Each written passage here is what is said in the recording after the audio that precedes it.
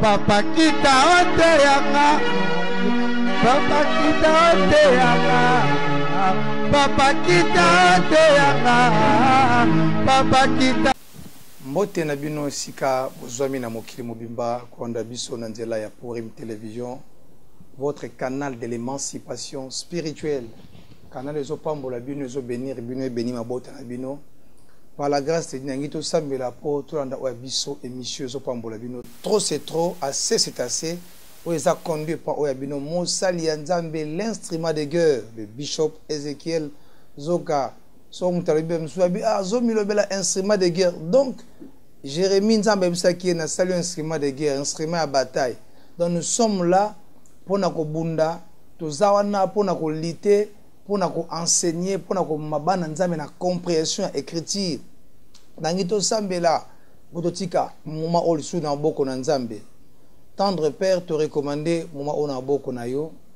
Olobi nous tous nous serons enseignés par toi-même.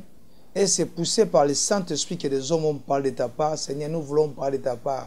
Et ma besoin de profondeur et de connaissance. Pour les bottes na yo et pambolama.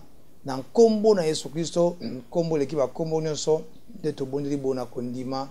Petolobi. Amen. To bandaki na bido enseignement moko. Le ezali troisième volume. To zobla comment être délivré.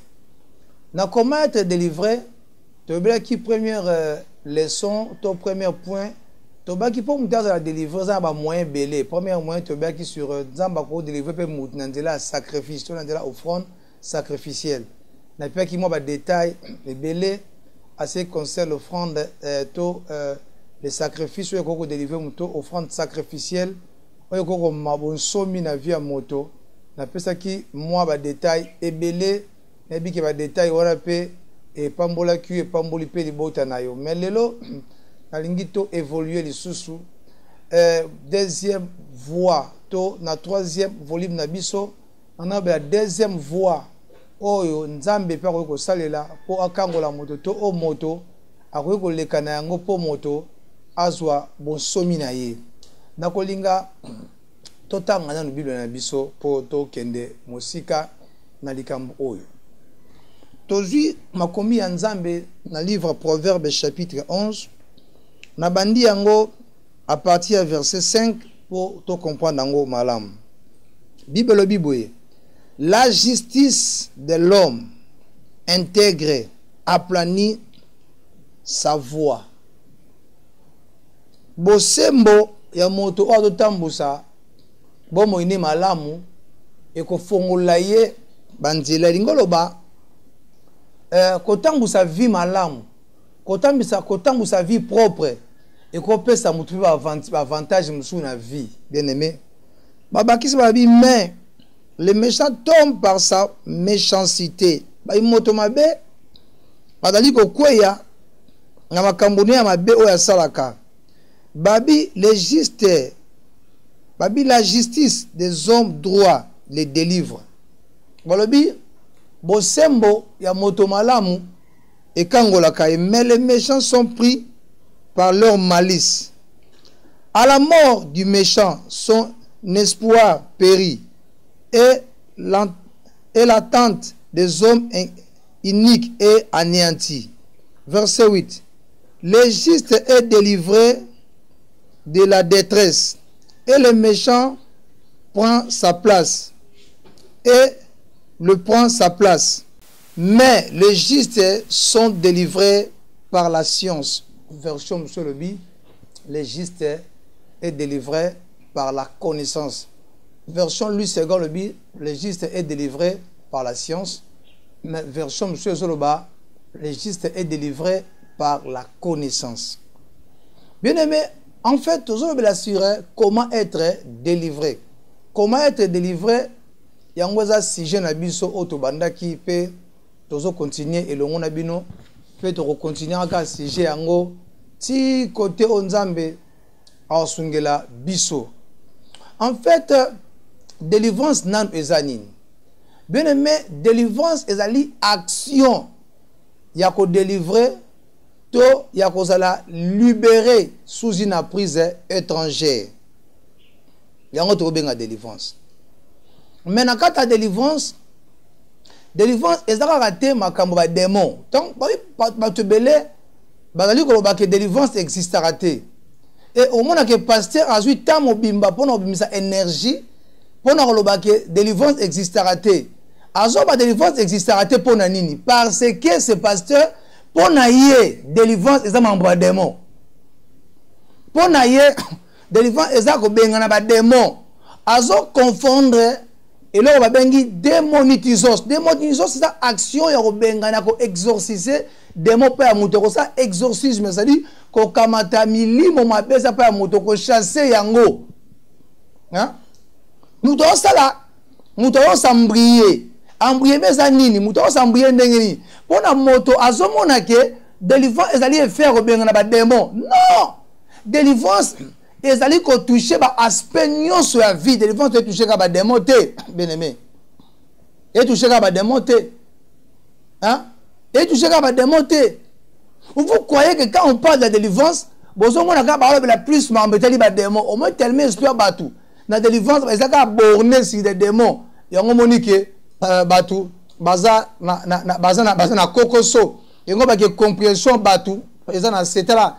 Il y a des matières à moussoko qui vendent de la moto landa même peut-être on a pourim o qui tia mo leki o da thème en bas délivrance quand parce que pourim mais ça canal émancipation pourim mais chaîne o ezali wana pona libération ba âme na émission de groupe ça mutute mutno za ko le kana émission il peut passer il peut parler mais je vous dis que pourim mais canal émancipation délivrance de ko e ko longwati na vie mutu délivrance aussi là no ko mutu ko kufa n'expliquer yonan.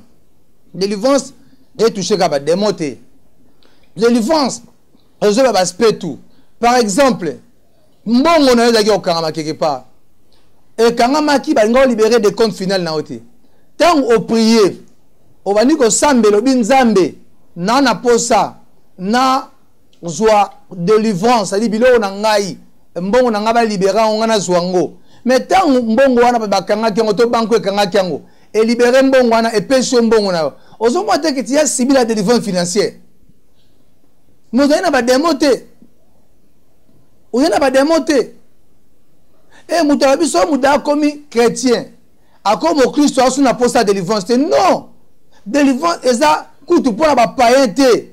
Mais délivrance, c'est ça n'est pas la Christ.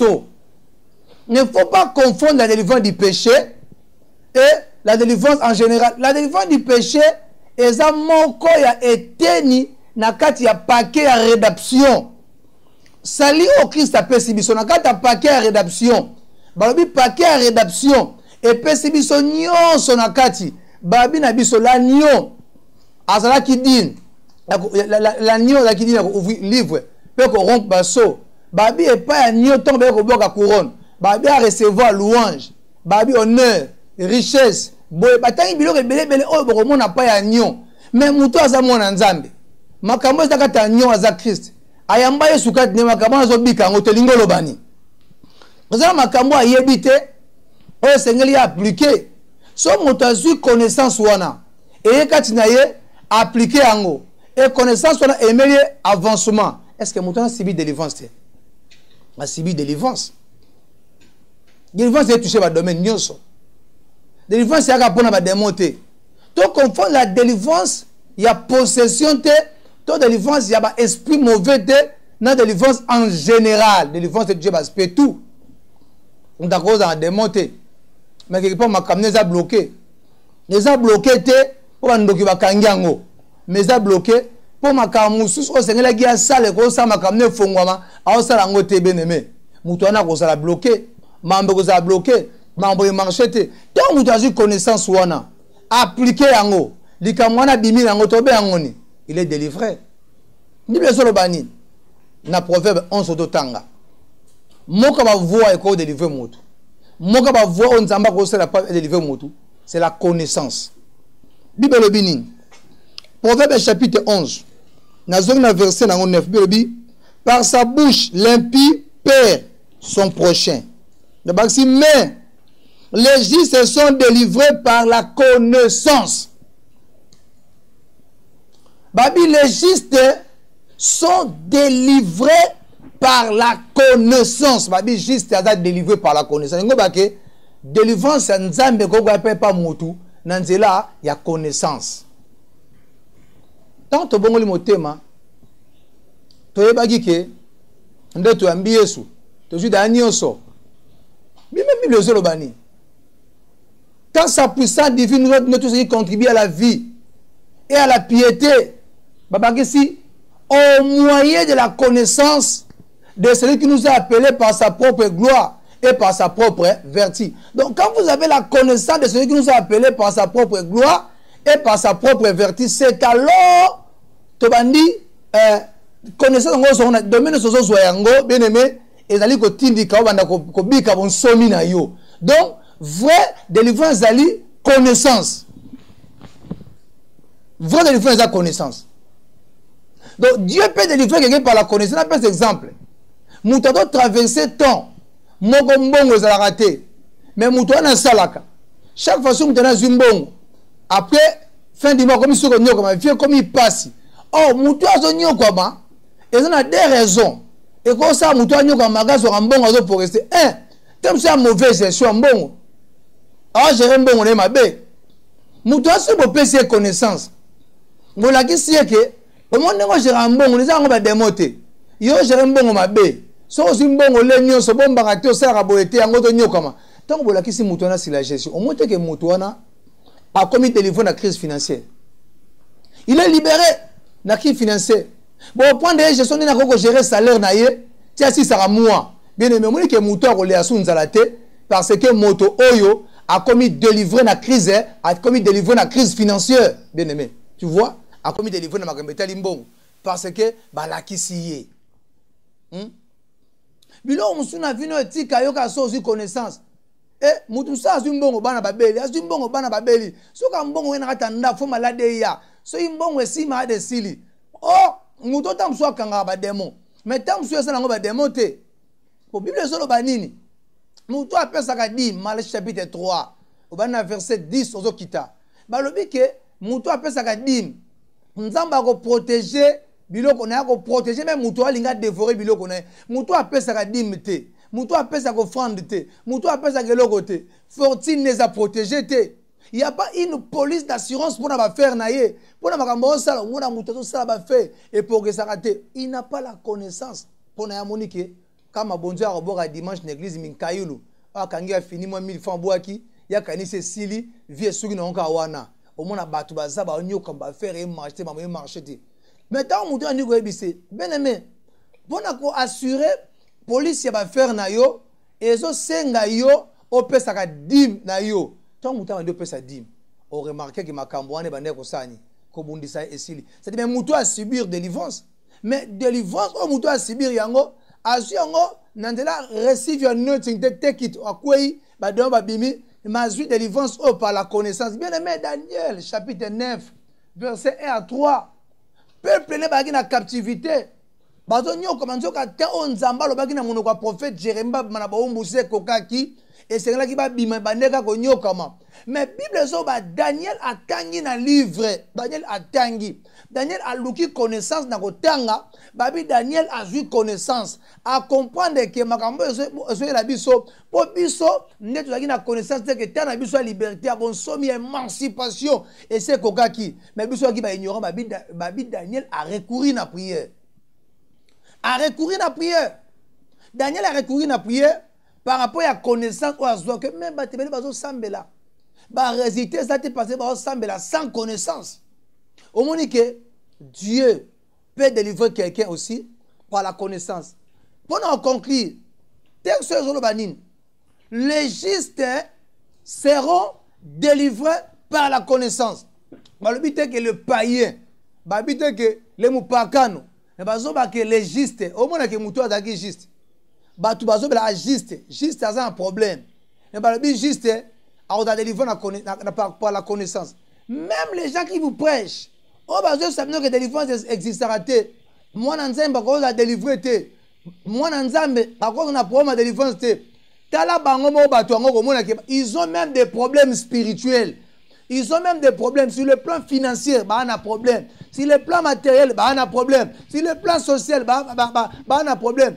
Au moins quand on va nous battre na ko ba wela mutu ko ba te ma wela même quand ta mutu ko ya pamba o eza moyen de transport O même ba païen ba sambe la raté ba zanango mais yaza nangote.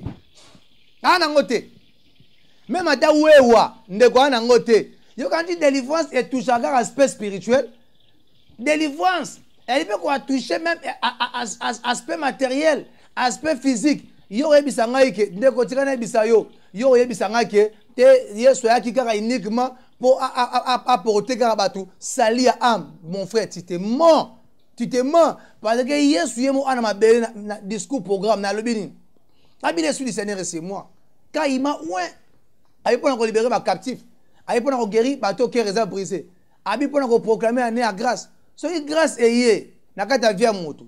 Eye et c'est grâce soki eye et comme la mutuka makamolimo. Et c'est grâce que toucher aspect matériel te. Non.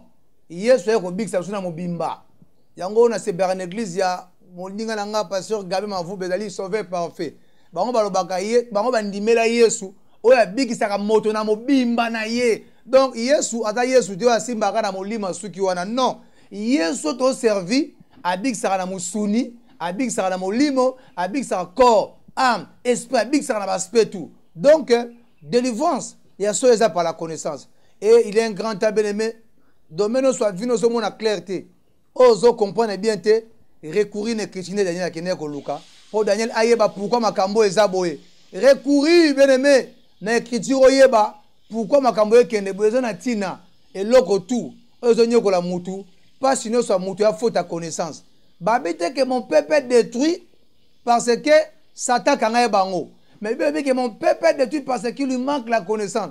C'est que connaissance lui pouvoir est d'aller libérer. Ce connaissance qui pouvoir qu'on libérer t'es bien aimé. Nzamba quoi qu'on l'obate que ma peuple a détruit pour manquer connaissance. Osée chapitre 4 verset 6.